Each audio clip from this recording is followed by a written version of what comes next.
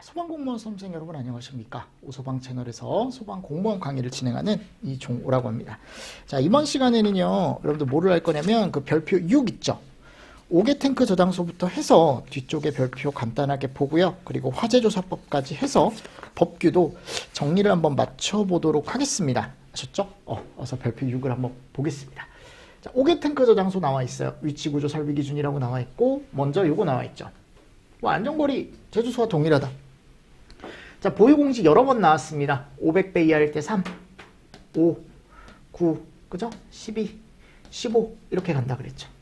이게 3, 6, 9, 12, 15면 더 쉽겠지만 여기가 5다라는 거 조심하셔라 라고 말씀을 드렸고, 500배 곱하기 2, 그죠? 아래로 내려가면서 1000배씩 늘어난다 라고 말씀을 드렸고, 자, 만일 지정수량이 정말 많다, 4000배가 넘어가면 어떻게 한다라고 했습니까?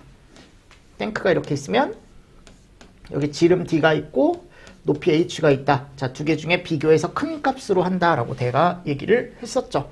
이 정도는 체크를 좀 하실 수 있게 정리를 하시고요. 자, 표지 및 게시판 기준, 어차피 이거 제조소 기준하고 똑같아요. 사이즈 기준이라던가 이런 것들 똑같으니까 그대로 그냥 가져가 주시면 됩니다. 자, 네 번째, 5개 저장 탱크 외부 구조 설비라고 나와 있습니다. 5개 저장 탱크는 위험물의 폭발 등에 의해 탱크 내 압력이 비정상적으로 상승을 하면 가스 또는 증기는 항상 상부 방출입니다. 이런 것들은. 그리고 5개 저장 탱크의 외면에는 녹을 방지, 녹 또는 부식이라고 얘기하죠. 녹이나 부식을 방지하기 위한 뭐를 해야 되냐면 도장을 해야 된다라고 되어 있는데, 스테인리스일 땐 괜찮다. 그리고 요런 것들이 이제 기출이죠. 5개 저장 탱크의 배수관은 탱크, 이게 특이하죠. 옆판에 설치한다라고 되어 있습니다. 근데 배수관과의 결합 부분이 지진 등에 의해 손상을 받을 우려가 없을 때는 얘를 그냥 옆판이 아니고 어디에 설치해도 된다? 그렇죠. 밑판에 설치를 해도 된다라고 되어 있고요.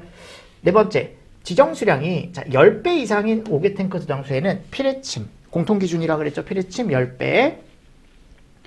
자, 5번, 이氧화탄소의 5개 저장 탱크에는 이것도 예전에 지문으로 나온 적이 있습니다. 벽 및 바닥 두께가 0.2m 이상이고 누수가 되지 아니하는 철근 콘크리트 수조에 보관을 해라 라고 나와 있고, 네. 자, 그리고 5개 저장 탱크 주입구 설치 기준 나와 있습니다.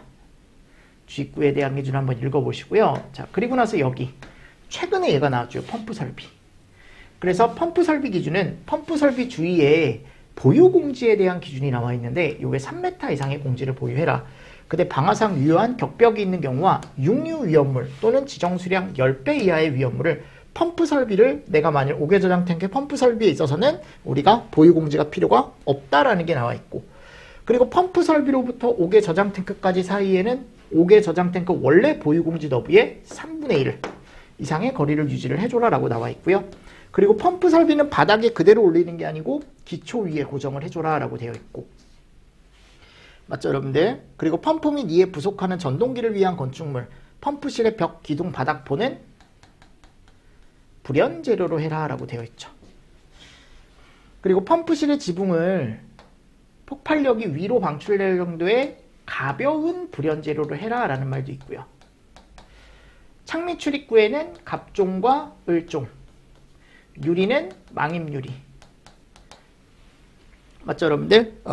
그리고 아예 가보면 펌프실 주위에 턱을 0.2m 이상을 설치를 해줘라 라고 되어 있고요. 펌프실에는 위험물을 취급하는 데 필요한 뭐를 설치하라고 되어 있냐면 뭐 지뷰 설비라던가, 지뷰 설비가 아니고 여러분들 채광, 뭐 조명, 환기, 그쵸? 맞습니까? 그리고 가연성 증기가 체류할 우려가 있는 펌프실에는 그 증기를 5개의 어떻게 뭐라고 되어 있냐면 상부로, 그죠? 그래서 높은 곳, 이런 내용으로 들어가 있고요. 맞습니까? 그러니까 여기 밑에도 뭐 나올 수 있겠죠. 그죠? 위쪽이 벌써 나왔기 때문에 기출 지문으로.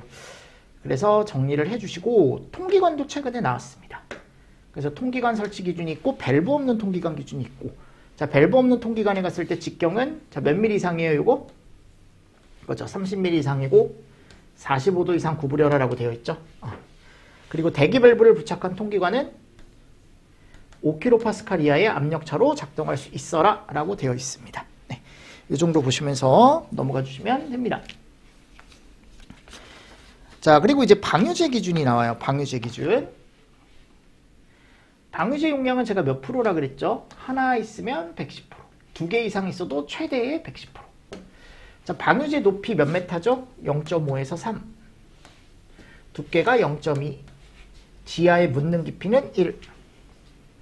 다만 방유제와 옥외 저장 탱크 사이의 집안면 아래에 불치면성, 스며들지 않는 구조물을 설치를 하면 지하 매설 깊이를 해당 불치면성 구조물까지로 할 수 있다라고 나와 있고, 방유제 내의 면적은 얼마 이하로 하래요? 8만 이하로 해라 라고 나와 있습니다. 됐죠? 자, 그리고 네 번째, 방유제 내에 설치하는 옥외 탱크 저장소의 수는 자, 최소 몇 개? 우리가 10개 이하로 해라. 너무 많이 하지 말아라 라고 되어 있습니다. 맞죠? 자, 그리고 나서 이제 뭐 여기 갔을 때 방유제 내에 설치하는 모든 옥외 저장 탱크 용량이 20만 리터 이하고 인하점이 70도에서 200도 미만인 경우에는 20개로 할 수 있다.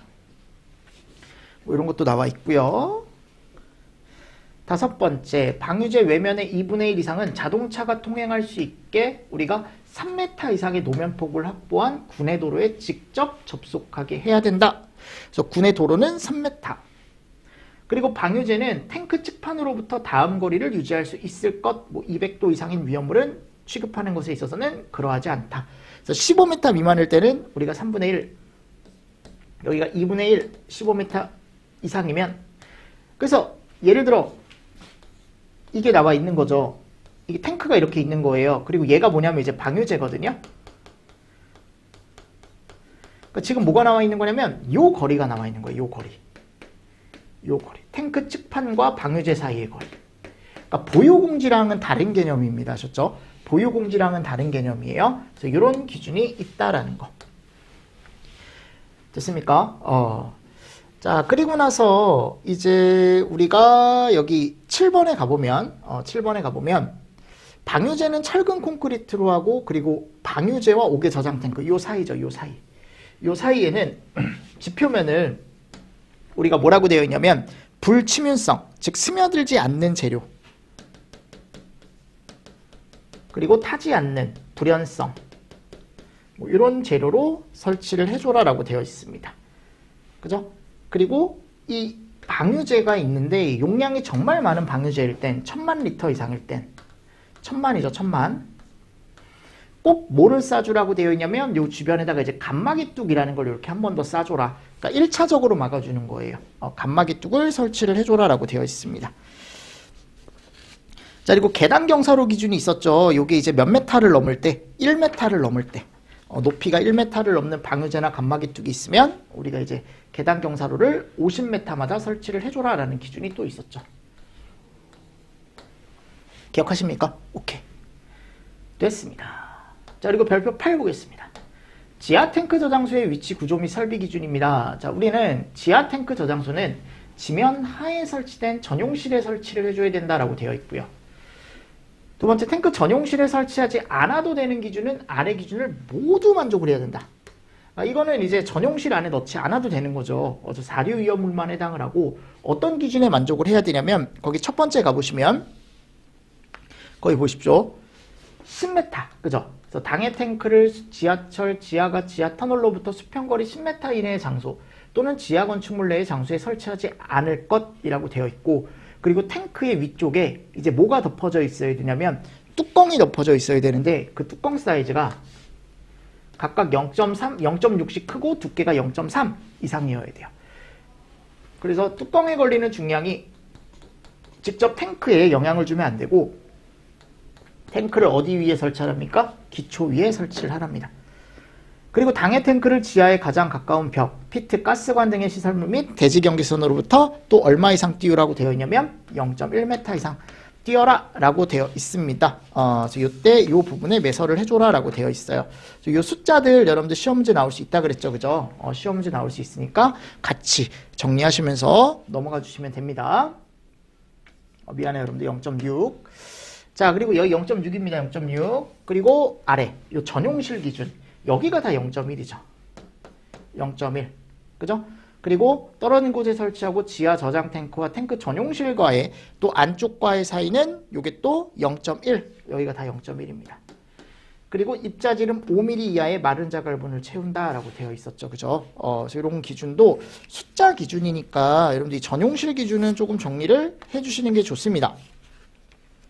제가 예전에도 얘기했었죠. 이 전용실 지하 탱크 기준은 충분히 나올 수 있다 라고 말씀을 드렸으니까, 그리고 5mm 이하의 자갈분까지 예전에 나온 적 있죠. 이 자갈분, 특히 이 자갈분 기준이 예전에 한번 나온 적이 있고, 그리고 4번 가보면 지하 저장 탱크의 윗부분은 지면으로부터 몇 메타 이상 아래에 있어야 되냐, 그죠? 이게 이제 0.6m 이상 아래에 있어야 된다.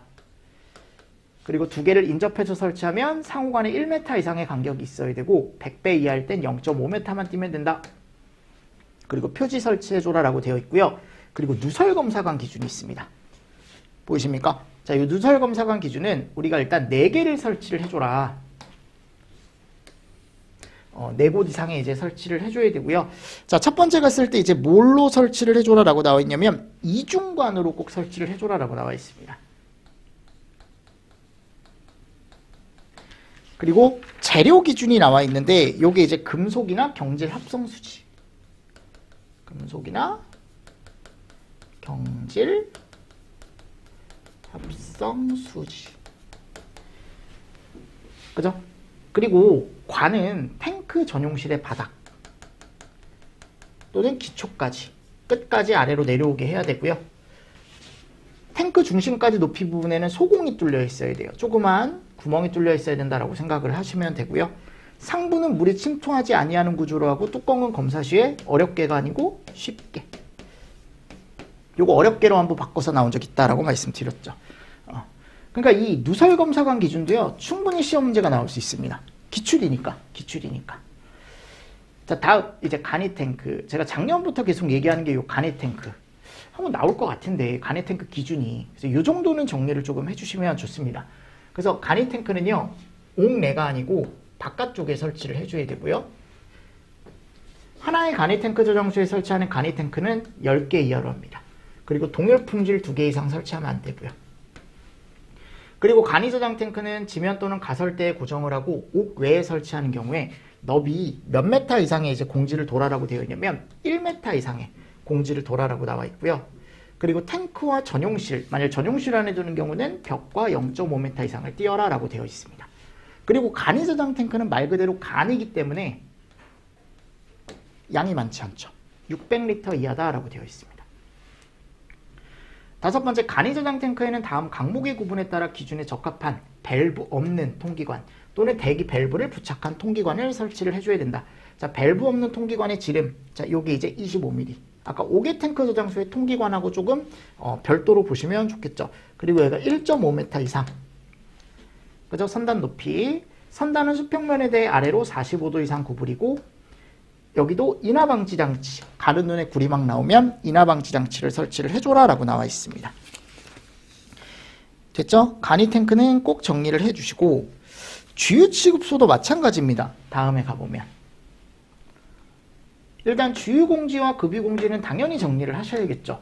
그래서 주유 공지 같은 경우는 고정 주유 솔비 주변에다가 이제 너비 15, 길이 6m 이상의 콘크리트 등으로 포장한 공지를 보유해야 되고, 고정 급유 설비를 설치하는 경우에는 급유 설비 주변에 급유 공지를 보유해야 되는데, 급유 공지는 사이즈 기준이 있다 없다? 없습니다. 네. 잘 정리를 해주시고, 그리고 공지 바닥은 주위 지면보다 높게 하고 그 표면을 적당하게 경사지게 하고 새어나온 기름, 액체가 공지의 외부로 유출되지 않도록 배수구, 그리고 집유 설비. 그죠? 이런 것들이 이제 안쪽으로 흘러 들어가지 않게 기름만 모아 소화할 수 있게 이런 것들이 들어가 줘야 된다. 그리고 여기가 보면 이런 것들 낱개로 바꿀 수 있으니까 높게입니다. 높게 하나 잘 보시고요. 표지 및 게시판 기준, 이거 예전에 정말 잘 나왔죠. 이게 황색 바탕에 흑색 문자라고 제가 틀림없이 말씀드렸습니다. 그래서 황색 바탕에 흑색 문자로 꼭 뭐를 표시를 해줘라? 요거. 주유 중에 뭐 해라? 엔진 정지해라. 자, 세 번째 이제 뭐가 나와요? 탱크가 나옵니다. 탱크. 주유 취급소에는 다음 강목의 탱크 외에는 위험물을 저장 또는 취급하는 탱크를 설치할 수 없다. 그래서 이런 것들은 참고로 좀 보시면 됩니다. 나올 수 있다라고 제가 예전에 말씀을 드렸죠. 그래서 고정 주유 설비 탱크는 5만 리터 이하, 급유 설비도 5만 리터 이하, 보일러 등에 직접 접속하는 건 1만 리터 이하, 자동차 등을 점검 정비하는 작업장 등, 그죠? 뭐 여기 갔을 때 폐유 윤활유를 모아놓는 탱크는 2,000리터 이하, 그리고 주유 설비나 또는 이제 급유 설비에 직접 접촉하는 탱크는 3개 이하의 간이 탱크만 가능하다라는 거. 네 번째, 자 여기도 시험 문제 나왔었죠. 주유 취급소에는 자동차 등의 연료 탱크에 직접 주유하기 위한 고정 주유 설비를 설치를 해야 되고요. 이 주유관 길이가 5m. 그죠? 그러니까 이거를 쭉 펼쳤을 때 이 주유관 길이가 5m 이내여야 된다라고 나와 있고, 현수식일 때는 반경 3m. 그리고 모 방지를 위한 정전기 축적을 방지를 위한 정전기 방지 장치가 있어야 된다라고 나와 있어요. 그리고 제가 요거 주유 설비, 급유 설비 기준 중에 요 위치 기준이 있다 그랬죠. 그래서 고정 주유 설비 같은 경우는 중심선을 기준으로 도로까지 4m 이상, 부지 경계선이나 담, 벽까지는 2, 개구부가 없는 벽까지는 1. 그죠? 그러니까 벽만 해당하는 거예요. 벽만. 기본 벽은 2고 개구부가 없는 벽은 1. 이 거리를 유지를 해줘라. 자, 급유 설비 같은 경우는 도로 경계선까지 몇 메타? 4m. 부지 경계선 및 담까지 1. 그죠? 그리고 여기 건축물 벽까지가 2, 개구부가 없는 벽까지 1. 그러니까 지금 여기 갔을 때 부지 경계선과 담만 나와 있죠. 여긴 벽이 따로 있다. 벽이 이쪽에 따로 있죠. 그죠? 그리고 개구부가 없는 벽 1. 그리고 주유 설비와 급유 설비 사이의 거리는 5m 이상의 거리를 유지를 해줘라 라고 나와 있습니다. 맞나요? 그러니까 이런 기준들, 4요, 4. 여러분들, 뭔가 이상해서 내가 보니까. 숫자가 잘못됐네요, 여기. 4m 이상의 거리를 유지를 해줘라 라고 나와 있습니다. 4입니다, 4. 여러분들, 4m예요. 4m로 좀 고쳐주십시오, 이거 좀. 4. 자, 됐어요. 네, 이 정도 보시고, 건축물 제한. 네, 이런 것들은 설치할 수 없다. 셀프 주유소 특례. 이전에 나왔었죠, 요거. 그러니까 이거는 자동으로 돼야 되는 것들을 시험 문제에서 뭐로 바꿔놨다? 수동으로 바꿔놨다. 그래서 한번 꼭 읽어보십시오. 아셨죠? 그래서 여기 가보면 이런 걸 자동, 이게 수동으로 바꿔놓은 거죠. 이런 것들을. 됐죠?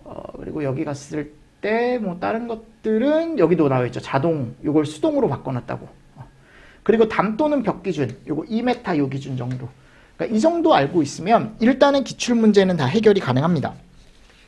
이제 문제는 신출이죠. 그죠? 문제는 신출이긴 하지만 이 정도는 정리를 좀 잘 해주시고, 이제 판매 취급소가 나오는데 이 판매 취급소는 1종이 있고 뭐가 있다? 2종. 1종 판매 취급소는 지정 수량 20배. 2종 판매 취급소는 40배. 그죠? 1종 판매 취급소는 건물 1층에 설치를 해라 라고 나와 있고요. 표지 게시판 설치를 해줘라. 이런 것들 한번 읽어보셔라. 이런 것들은 읽어보시고, 요거 창밑 출입구 갑종월종, 창 또는 출입구의 망임 유리, 뭐 이거 똑같죠, 그죠? 그리고 위험물 배합실 기준, 요게 1종에도 있고 2종에도 있거든요. 그래서 요거는 조금 유익 있게 보시는 게 좋다라고 예전에 말씀을 드렸습니다. 그래서 바닥 면적 기준 6에서 15 나와 있고, 내화 구조나 불연 재료로 된 벽, 경사를 주고 집이 수시로 열 수 있는 자동 폐쇄식 갑종, 문턱 높이는 0.1, 그죠? 그리고 미분이나 증기 위쪽으로 날릴 수 있는 설비를 설치를 해줘라 라고 나와 있고, 자, 판매 취급소 같은 경우는 여기가 40배 이하, 아까 1종은 20배 이하라고 되어 있었고요. 1, 2, 7, 8, 9를 동일하게 적용한대요. 그래서 배합실 기준을 그대로 가지고 오고, 1층에 설치한다라는 것도 그대로 가지고 옵니다. 1층에 설치한다라는 것도 그대로 가지고 오고, 아까 1종 기준 중에 유리 기준 그대로 가지고 오면 되고요. 전기 설비 기술 기준 그대로 가지고 오면 되고, 뭐 이런 내용들을 그냥 그대로 가지고 오는 거예요. 표지 게시판 기준이나. 네, 그냥 그대로 가지고 온다라는 거 하나 잘 보시고요.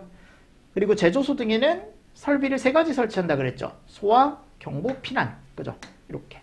소화 활동 설비 설치 안 합니다. 그리고 소화 설비 난이도 등급에 대한 문제가 만일 어렵게 나오면 나올 수는 있는데, 아직은 난이도 등급까지 시험 문제가 나온 적은 없고, 경보 설비 설치할 수 있는 것들 제가 정리하시라 그랬고, 피난 설비 설치할 수 있는 것들 정리를 좀 해두셔라. 자세한 내용들이 더 많은데 그 자세한 내용들보단 일단 이렇게 크게 정리해 두시고 넘어가시면 됩니다. 됐죠? 그래서 좀 간단하게 이렇게 정리를 했고요. 자, 이제 마지막에 가보면 뭐가 나오냐면 화재조사법이 나와요. 이 화재조사법을 정리를 하셔야겠죠. 왜냐하면 시험 문제가 나오니까. 안 나오면 안 하는데 나오니까 해야겠죠. 그죠? 근데 특이하게 공채 때는 안 나왔어요. 지난번에. 경채 때만 나왔죠. 그죠? 이제 공채 때도 충분히 나올 수 있을 것 같아요. 그래서 꼭 여러분들 한 번은 정리를 하셔야 되는데, 자, 화재조사법에 가보면 제가 그냥 요약 내용만 넣어놨으니까 요약 내용 중심으로 해서 같이 정리를 하겠습니다. 읽어보시면 됩니다. 일단 목적 읽어보시고 정의는 꼭 정리하셔야죠. 특히 화재에 대한 정의. 사람의 의도에 반하거나 고의 또는 과실에 의하여 발생하는 연소 현상으로서 소화할 필요가 있는 현상 또는, 그죠? 또는, 그러니까 이게 하나죠. 이게 하나. 그리고 사람의 의도에 반하여 발생하거나 확대된 화학적인 폭발 현상 2개. 됐습니까? 첫 번째가 의도에 반하거나 고의 또는 과실에 의해 발생하는 연소 현상이다. 근데 소화할 필요가 있어야 된다라고 나와 있고, 두 번째가 사람의 의도에 반하여 발생하거나 확대된 화학적인 폭발 현상이다. 물리적 이렇게 바꿔놓을 수 있겠죠. 자, 화재 조사는 누가 실시한다? 청본서가 실시합니다. 청본서. 자, 원인이나 피해, 대응 이런 것들을 파악하기 위해 자료를 수집하고, 그죠? 자료 수집, 질문, 현장 확인, 감식, 감정, 실험. 자, 이런 행위를 얘기하고, 화재조사관이란 화재조사를 수행하는 공무원을 얘기한대요. 그리고 관계인들은 소유자, 관리자, 점유자. 제가 작년에도 말씀드렸죠. 요거 나올 수 있다고. 관계인 등에 누가 해당을 하냐, 또는 해당하지 않는 사람은, 또는 보기에서 고르시오. 그래서 뭐라고 나와 있습니까? 신고자, 목격자. 간단하게 보시면 되죠. 그죠? 그리고 여기 갔을 때 인명구조 활동한 사람. 대피 포함입니다. 이거 제외로 나올 수 있거든요. 제외 아닙니다. 네. 자, 화재를 발생시키거나 화재 발생과 관계된 사람. 그죠? 직접적으로 발생을 했거나 또는 거기 관계 있는 사람이라고 나와 있어요. 그래서 요거 4가지 꼭 암기를 하셔라라고 말씀을 드렸었고, 2장에 가보면 화재조사 실시에 대한 내용이 나오는데, 누가 실시한다? 관서장이 지체 없이 실시합니다. 됐죠? 자, 그럼 어떤 것들을 조사하냐라고 하면은, 여기 갔을 때 원인 조사해야겠죠. 그죠? 화재 원인 조사를 하고, 잠시만요. 네, 원인 조사를 하고, 인명 재산 피해 상황을 조사하고, 대응 활동 조사하고, 설치 관리 및 작동 여부, 소방시설. 맞습니까? 그리고 여기 갔을 때 건축물과 구조물, 유형별 화재 위험성, 그래서 원인 조사, 피해 조사, 대응 조사 이렇게 3가지 들어가고, 시설에 대한 것들 들어갑니다. 시설, 건축물에 대한 것들. 이런 것들을 조사를 한다라는 거죠.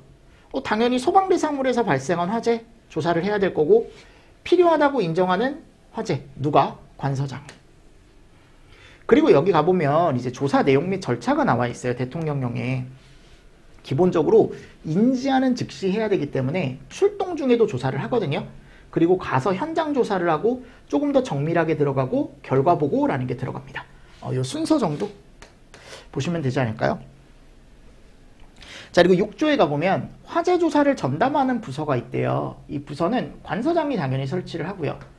약간 전문성에 기반하는 화재 조사를 위해 설치를 한답니다. 관서장이 설치를 하고, 자, 업무는 당연히 화재 조사를 실시하겠죠. 조사부서에서는. 그리고 결과에 대한 분석 관리를 한대요.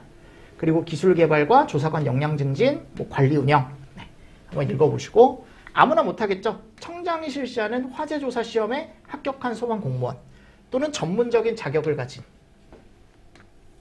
그래서 우리가 이제 자격증이 있어요. 화재 조사에 대한 자격증이 있습니다. 화재 감식 평가 기사라던가, 산업기사라던가 이런 것들. 그리고 전담부서 구성 운영은 조사관을 2명 이상 꼭 부서에 배치를 해주래요. 그죠? 자, 결과를 당연히 관서장에게 보고를 해줘야겠죠. 그리고 이번에 특이하게 이 장비가 나왔어요. 특히 감식기기 있죠. 16종에 해당하지 않는 거. 근데 이런 문제는 조금 어려운 문제 같아요. 네. 공부하는 입장에서는 짜증나죠. 이거 어떻게 다 외웁니까? 이거를 16개를. 외울 수 있습니다 라고 하시면 하는데, 감식기기만 있는 게 아니잖아요. 기기가 엄청 많잖아요, 여러분들. 이게 법에 가보면요, 봐봐요. 발굴용구 8개, 기록용 13개, 감식기기 16개, 감정용 기기 21개, 조명기기 5개. 이런 거 저는 안 냈으면 좋겠어요. 제 생각이에요, 개인적인. 이런 거 좀 안 냈으면 좋겠습니다. 제 입장에서.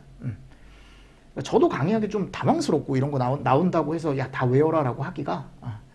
자, 조사관 자격 기준이 나와 있습니다. 시험에 합격한 공무원 할 수 있고요. 아까 얘기했죠? 기사나 산업기사, 감시평가기사. 자, 화재조사 시험은 청장이 30일 전까지 공고를 하게 되어 있고요. 응시할 수 있는 사람은 교육을 먼저 받고 할 수 있대요. 그리고 교육훈련은 관서장이 실시를 한답니다. 그죠? 뭐 이런 것도 의무보수교육이라는 걸 실시를 한답니다. 한번 읽어보시고 넘어가 주시면 됩니다. 근데 이 의무보수교육은 2년마다 받습니다. 2년. 이 정도 그냥 체크해 두시고 넘어갑시다. 자, 7조 화재합동조사단의 구성 운영. 제가 그랬죠. 이거 무조건 나온다고 이번에 7조는 꼭 정리해 두십시오. 소방관서장은 사상자가 많거나 사회적 이목을 끄는 화재 등 대통령령으로 정하는 대형 화재가 발생하면 종합적이고 정밀한 화재 조사를 위해 유관기관과 관계 전문가를 포함한 어떻게 보면 조사단을 따로 구성하고 운영한다라고 나와 있습니다. 자, 그럼 여기서 얘기하는 대형 화재 이거 얘기합니다. 대통령령에 가보면 사망 5, 그죠? 그리고 화재로 인한 사회 경제적 영향이 광범위하다고 관서장이 인정한 화재면 우리가 화재합동조사단이라는 걸 구성하고 운영을 해줘라 라고 나와 있어요. 아셨죠? 사망 5명밖에 없어요.